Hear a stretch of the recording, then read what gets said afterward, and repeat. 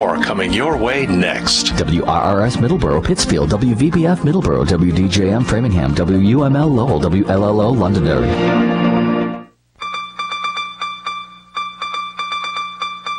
Coming up next from the Talking Information Center, news stories from the Lowell Sun.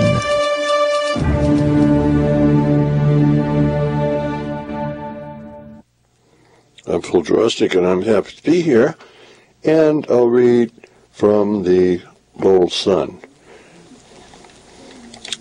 So we'll start a story with the new incoming police chief, and he has high marks. And there'll be, let's see, they were hoping for an innovative hiring process. They'd be able to meet with the 6 police superintendent finalists and ask about their priorities as the next leader of the Lowell force. It would result in trust and accountability. That meeting, however, never happened. But on Thursday, a day after City Manager Eileen Donahue announced that the Deputy Chief Raymond Kelly Richardson would become the next police superintendent, those hoping for a more inclusive hiring process could not complain about the person selected, however. The petitioners wanted to meet the finalists, emphasizing they want to support the new chief and make sure he's successful. They did stress, however, that Richardson has a plethora of issues he needs to address as incoming superintendent. Whether it was Kelly or someone else, would be having this exact same conversation, Bobby Tugbayeli said, the downtown resident who started the petition.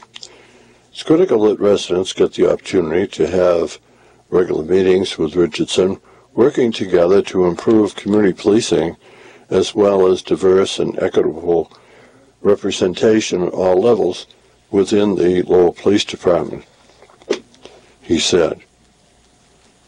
Community policing, mentioned time and time again by these petitioners, has been one of Richardson's strengths.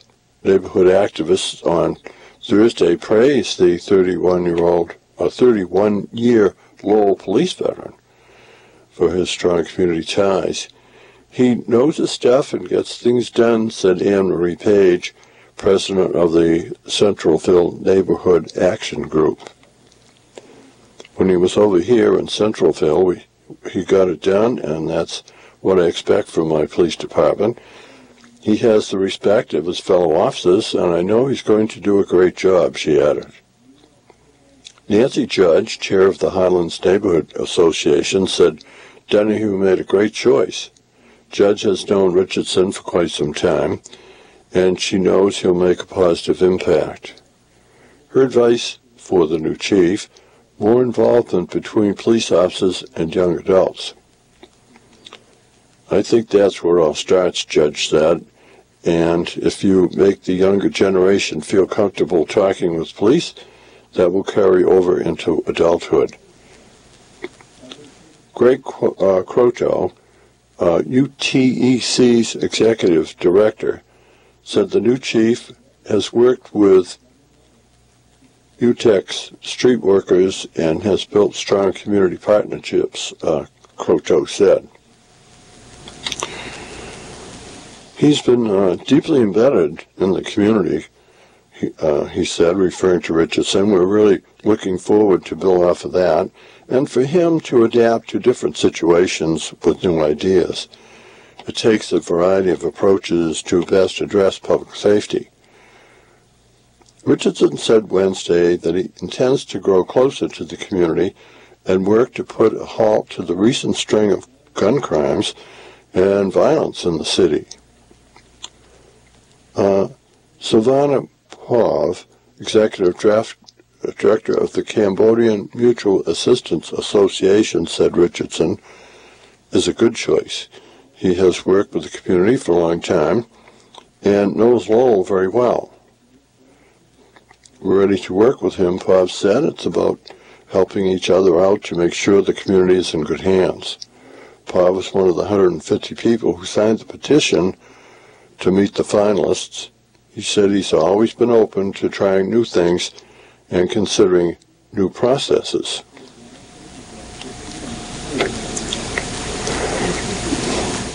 City manager has defended the hiring process, stressing it has been the most inclusive police superintendent search in the city's history. Donahue held a community forum and a listening session early on, gathering input from residents about what they want in their next police superintendent. Donahue said she also reached out to groups across the city, including neighborhood representatives, clergy, and more.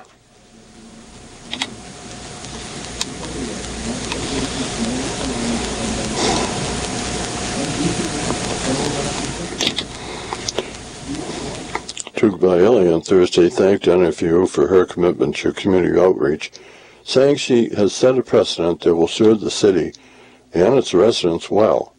Moving forward, he said he hopes the community interaction continues to increase. Tugbayeli added that the city must be more innovative when it comes to diverse representation for the police force. One clergy member who met with Donahue during the chief's search was Pastor Heather Prince Doss of Elliott Presbyterian Church. She also signed the petition. Doss said she doesn't know Richardson, but he seems to have a positive reputation, she said. Like others, she highlighted the importance of community policing and for district supervisors to have regular meetings with community leaders. Doss also said police officers should be well trained on dealing with people who have mental illness, and they should be trained on handling situations with immigrant communities. She would also like to thank the city's co-op program, which follows up on people who overdose, and she wants it to expand, of course, and meetings with community leaders. I can't stress enough how important that is. Doss had said.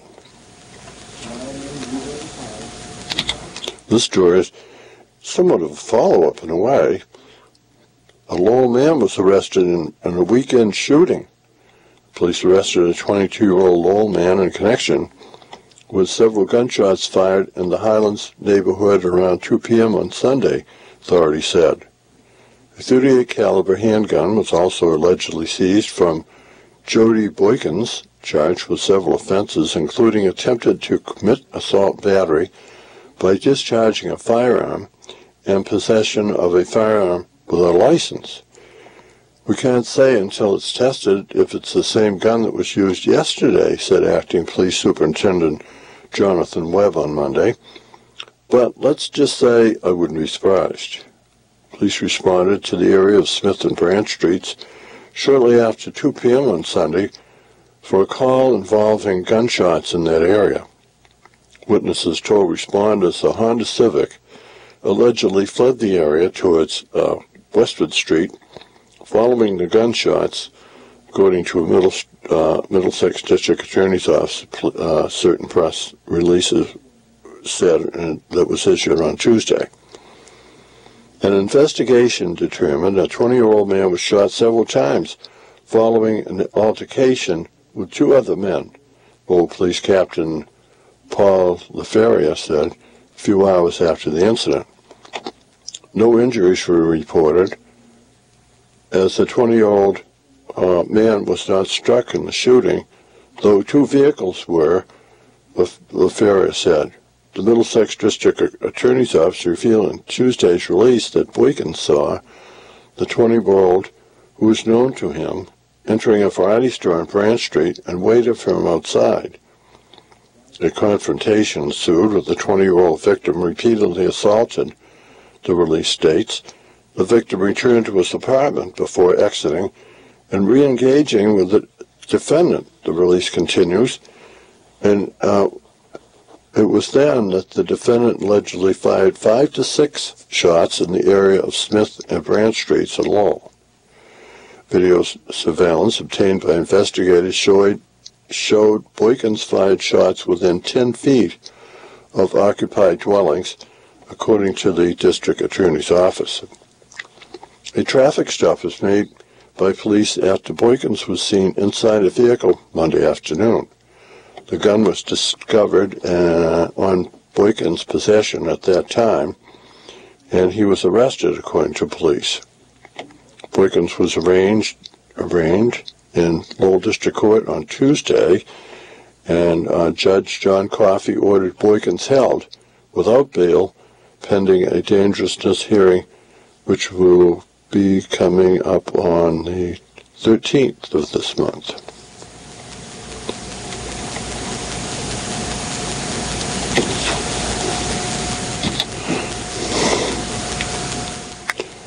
There's a missing man from Hudson, and he was last seen in Lowell, and so there's a search, and it's on for Hudson man last seen in Lowell at around 3 p.m. on July 31st, according to the missing 48-year-old's family.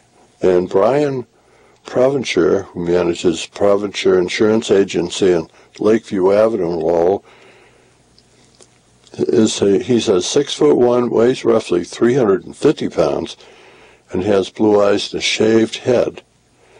The 48-year-old drives a gray and silver 2014 Honda Pilot with New Hampshire license plates, and they actually have the number of the plate here. It's 3991288. Provencher was last seen in Lowell on July the 31st, but his cell phone last pinged off a cell tower in the Auburn area at around 8:30 p.m. that same day, according to Allison Provencher, Brian's wife. His cell phone has been since turned off. Allison posted about her missing husband on Facebook, noting she last talked to him at 5:45 p.m. on July 31st. He told me he was going to Boston to Uber, she stated in Facebook. Allison added officials with Uber have since informed her Brian never drove for Uber in Boston and never drove for the ride-sharing company at all on July the 31st. We all just want him home safely, Allison stated in her Facebook page. Her post, made on August the 2nd, has received roughly 33,000 hits as of Monday afternoon. He's an amazing guy, said Matthew Forrest, Brian's nephew. He's always been a huge family man and a community leader, and is much loved. So they have a phone number so that anyone with information about Brian's location is asked to contact the Hudson Police Department. And the number is 603-866-6011.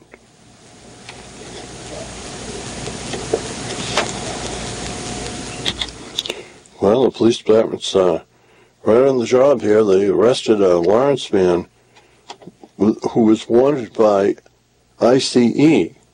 So ICE is Immigration and Customs Enforcement. Man with an outstanding warrant of removal deportation pending from the United States Immigration and Customs Enforcement was taken into custody after an investigation into a suspicious person Tuesday, authorities said. In addition to the warrant, Tewksbury Police said in a press release that they charged Richard Guerrero Arias Santana, 47 of Lawrence, with 4 counts of possession of a Class E substance and possession of a false RMV document. Arias Santana also had a warrant pending for false application for a motor vehicle license, according to the release. Arias Santana was discovered by police while they were conducting an investigation into a suspicious person at number 2 Main Street. At that time, police alleged that Arias Santana gave them a false Massachusetts driver's license. Further investigation led to the discovery of illegal substances and the outstanding warrants, according to police. Arias Santana was arraigned in Lowell District Court on Tuesday. The outcome of his arraignment was not immediately available.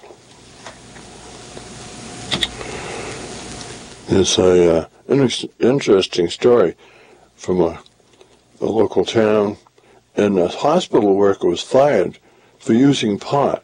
So Methuen woman seeks legislation to protect employees.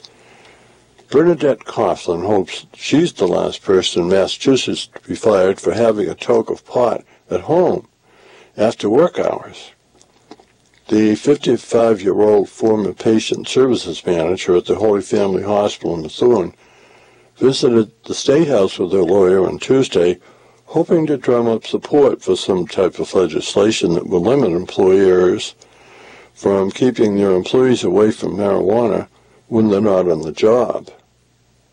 In late May, Coughlin slipped in on a kitchen floor at work and broke her left wrist and elbow, which several days later triggered a drug test. A test, she said, her former employer, the food services company Sodexo, requires after at-work injuries.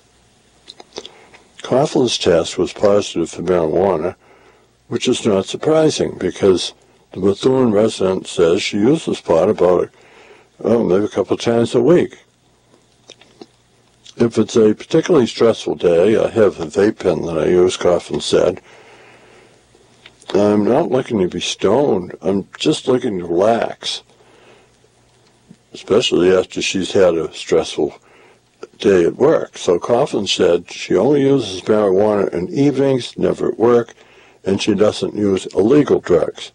After the test, Coughlin said she was suspended and then fired after a human resources official asked her some questions about it. Marijuana was legalized by Bay State voters, as we all know, in 2016, and although it remains illegal under federal law, the state is in the process of creating a regulated retail marijuana market. Sodexo complies with the law and recognizes that this is an evolving legal and social issue. A Sodexo spokesperson, Enrico Dingy, said in an email, as many employers are currently doing, we are evaluating our policies in light of the changing landscape. As there is an active claim related to this matter and out of respect for the process, we are unable to provide additional details at this time.